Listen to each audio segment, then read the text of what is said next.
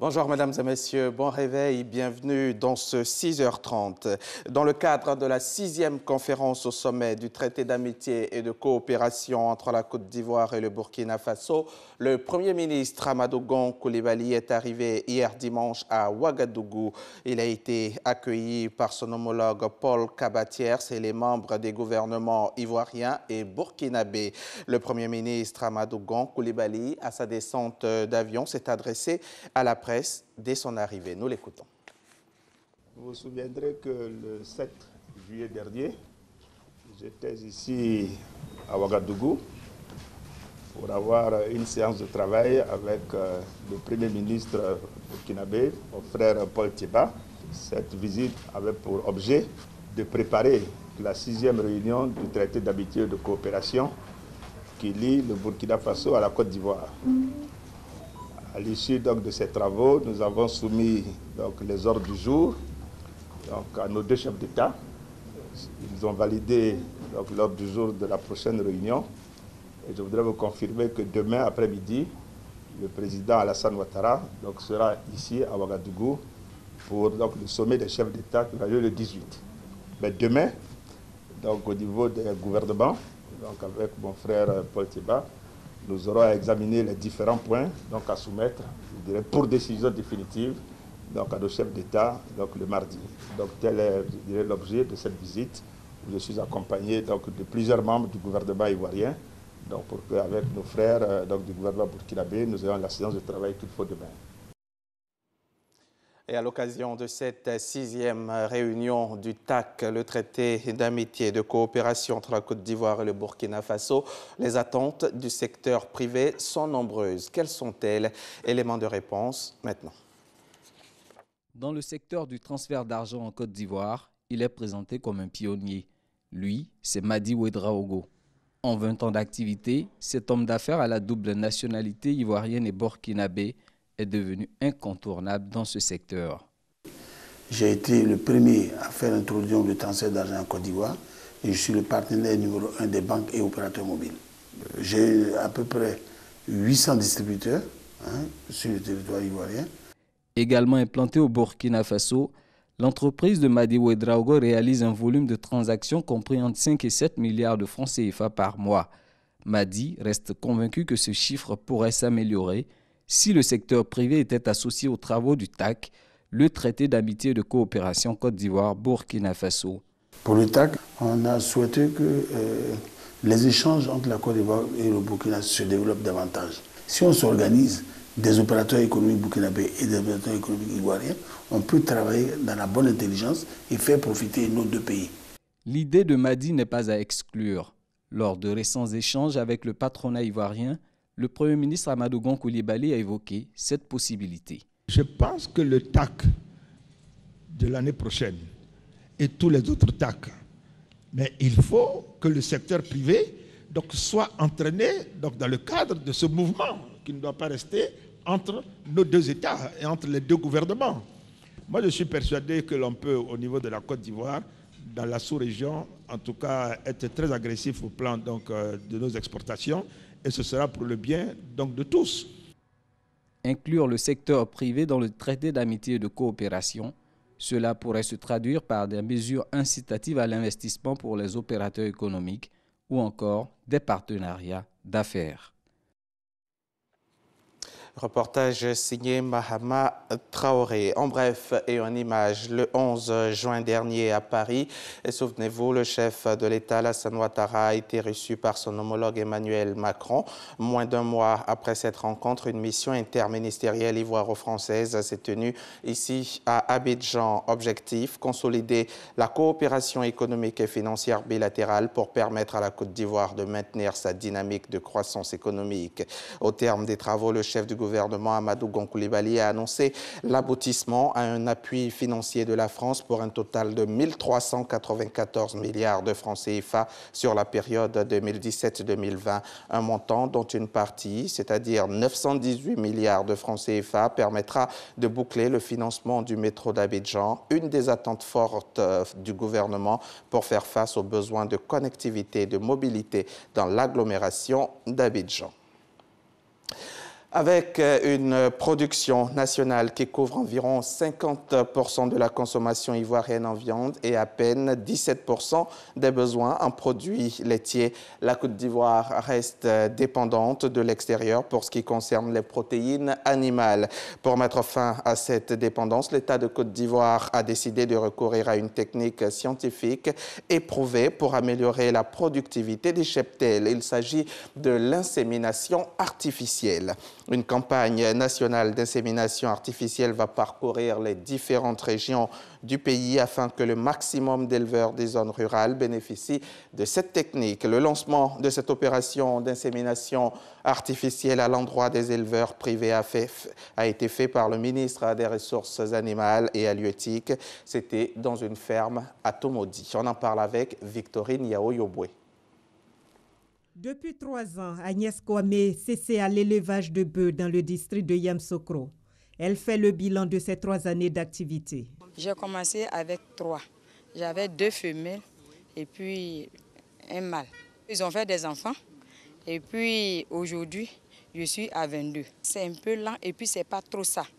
Donc je veux aujourd'hui me mettre dans ce qu'on vient de nous envoyer, on dit artificiel. Agnès Kwame, certainement comme plusieurs de nos éleveurs dans les 31 régions de la Côte d'Ivoire, ne connaissait pas l'insémination artificielle. Mais quand elle a appris que cette technique pouvait améliorer la productivité de son cheptel, elle n'a pas hésité à prendre part au lancement de la campagne d'insémination artificielle à l'endroit des éleveurs privés à Tomodi. Le ministre des Ressources animales et halieutiques a expliqué avec chiffres à l'appui les résultats plus que satisfaisants que donne l'insémination artificielle. Avec l'insémination que nous venons de faire, s'il en sort des vaches métisses, nous allons produire par jour et par vache 10 kg de lait. En matière de viande également, au bout d'un an, on peut aller au-delà de 230 à 300 kg de viande contre 130 kg de viande pour la race locale.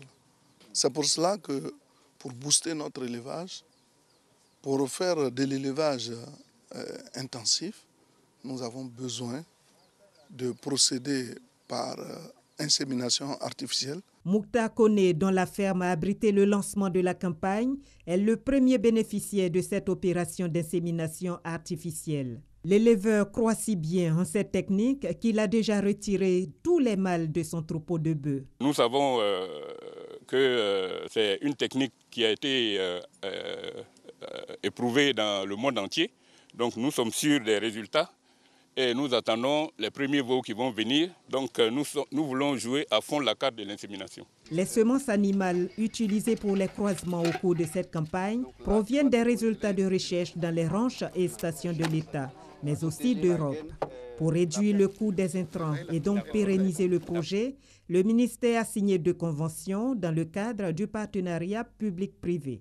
Une avec l'INPHB, qui abrite l'un des laboratoires du ministère, et l'autre avec l'entreprise Siam, dirigée par Béatrice Dibi. Cette collaboration publique-privée viendra sans doute optimiser les résultats du projet de gestion intégré des ranches et stations Progy. Signalons que le Progy a déjà fait ses preuves en remportant les prix du meilleur bovin croisé au Sahara 2015 et au Salon international du bétail et de la viande de l'Afrique de l'Ouest en 2016. Au vu de tous ces acquis, le ministre Kobena Kwasi Adjoumani invite les Ivoiriens, surtout les cadres, à investir dans l'élevage, un secteur rentable et pourvoyeur d'emplois. 2 numéros sont mis à la disposition des éleveurs pour toutes les informations. Un reportage signé Victorine Yao-Yobwe.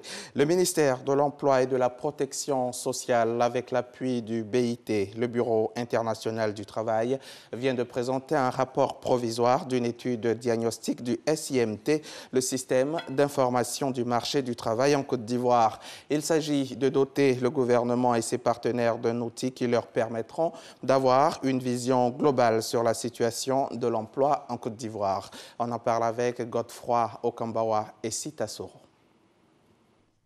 L'un des axes majeurs de la politique nationale de l'emploi PNE 2016-2020 est l'amélioration du système d'information sur le marché du travail SMIT. Aujourd'hui, avec l'appui du BIT, Bureau international du travail, la Côte d'Ivoire se dote d'un outil qui vient accompagner le gouvernement dans son plan stratégique de développement qui prend en compte la question du marché du travail. Le rapport est suffisamment détaillé et pose vraiment tout ce qui est attente des acteurs rencontrés. Les acteurs, ce sont énormes. Les acteurs, c'est toutes les personnes, toutes les structures qui utilisent l'information sur le marché du travail. Donc, on a recueilli donc leur appréciation et par rapport à ça, il y a eu des mesures, il y a eu des propositions concrètes. La politique de l'emploi et la promotion de l'emploi des jeunes, des défis pour le gouvernement. Notre pays a opté pour la mise en œuvre d'une politique pragmatique, tenant compte de ses ressources et orientée vers la création massive d'emplois et l'amélioration de l'information sur le marché du travail, dont l'ambition est d'accroître l'offre d'emploi, de réduire davantage le taux de sous-emploi, de promouvoir l'emploi de qualité, productif et décent, et d'améliorer de manière significative et déterminante les conditions de vie et de travail des populations. Le système d'information sur le marché du travail SMIT se veut donc un instrument qui présente au plus près les réalités du marché du travail. Un indicateur qui permettra sûrement de répondre aux problèmes de l'emploi et du chômage en Côte d'Ivoire. Francis Guri, le directeur général de l'Organisation mondiale de la propriété intellectuelle, a dit à une conférence publique récemment sur le thème « La propriété intellectuelle et l'intégration de l'Afrique dans l'économie du savoir ». L'objectif est d'éclairer les chercheurs et inventeurs sur les enjeux stratégiques du système de la propriété intellectuelle dans le processus du développement des États. Cette conférence s'est tenue en présence du ministre de l'Industrie et des Mines, Jean-Claude Brou, et du ministre de la Culture et de la Francophonie, Maurice Kwaku Bandama. Astou Touré y était aussi pour RTI. Francis Guri, directeur général de l'Organisation mondiale de la propriété intellectuelle, a animé une conférence publique sur le thème « La propriété intellectuelle et l'intégration de l'Afrique dans l'économie du savoir ». J'ai donné l'exemple qui était un exemple du président Houphouët-Boigny qui a dit « Mais combien coûte un kilo de cacao et combien coûte un kilo de chocolat ?» Et toute la valeur réside à la fin du processus. L'avenir est l'addition de la valeur. L'initiative est de l'Office ivoirienne de la propriété intellectuelle, OAPI. Les artistes créent beaucoup, on a beaucoup d'innovateurs, mais il faut faire en sorte que cela vienne dans l'assiette du consommateur, qu'on sache que les Ivoiriens créent pour la consommation de leurs compatriotes. Cette conférence a enregistré la participation de plusieurs structures ayant en commun l'économie du savoir. Il nous a bien fait comprendre, avec chiffres à l'appui, comment le système de la propriété intellectuelle peut donner de la valeur ajoutée à notre culture, à nos recherches, à nos savoirs, à nos connaissances. Pour le ministre de l'Industrie et des Mines, la propriété intellectuelle est un outil précieux de développement, ce qui justifie d'ailleurs son intégration dans la politique nationale de développement et de nombreuses actions ont été menées. L'adhésion de la Côte d'Ivoire au traité fondateur régissant la propriété intellectuelle, notamment la Convention de Berne pour la protection des œuvres littéraires et artistiques, ratifié le 8 juillet 1961. L'accord de Libreville, instituant l'Organisation africaine et malgache de la propriété industrielle, l'OAMPI, le 13 septembre 1962. La Convention de Paris pour la protection de la propriété industrielle, ratifié le 9 août 1963. La Côte d'Ivoire compte 250 brevets à travers ses inventeurs dans les domaines de la médecine, de la technologie, de l'agriculture et bien d'autres secteurs. Avant de refermer ce journal, l'actualité internationale en bref. Une embarcation de l'armée camerounaise a fait naufrage au large de la presqu'île de Bakassi hier dimanche 16 juillet. À son bord, 37 personnes dont les membres de l'équipage. Les circonstances du drame ne sont pas encore élucidées. L'armée a annoncé l'ouverture d'une enquête et l'envoi de moyens conséquents pour les opérations de secours. Un corps a été repêché. Quelques 2 millions d'électeurs congo-brazzavillois étaient appelés aux urnes hier dimanche pour le premier tour des législatives et pour des élections locales à un seul tour. Malgré quelques incidents et d'importantes anomalies, c'est dans le calme et sans bousculade que les Congolais ont voté. Une journaliste américaine disparue après une attaque de miliciens Maï-Maï a été retrouvée saine et sauve dimanche par l'armée congolaise en Ituri, dans le nord-est de la RDC, non loin des mines d'or exploitées par des groupes Maï-Maï. La justice iranienne a annoncé hier dimanche la condamnation à 10 ans de prison d'un ressortissant américain accusé d'infiltration dans un contexte de crispation entre les deux pays. C'est la première fois qu'un ressortissant américain est condamné à une peine de prison. Et puis, pour terminer, rendons-nous au Venezuela où l'opposition organisait hier dimanche un référendum pour se prononcer sur l'Assemblée nationale constituante convoquée par Nicolás Maduro pour le 30 juillet. Parmi ses prérogatives, la possibilité de réécrire la Constitution. Une consultation symbolique au cours de laquelle une femme a été tuée lors d'une fusillade à Caracas devant l'un des 2000 bureaux de vote du pays. Plus de 7 millions de Vénézuéliens ont participé à la consultation. C'est ce qu'annoncent les organisateurs. C'est la fin de ce journal. Merci de l'avoir suivi. Bonne suite de programme sur notre antenne.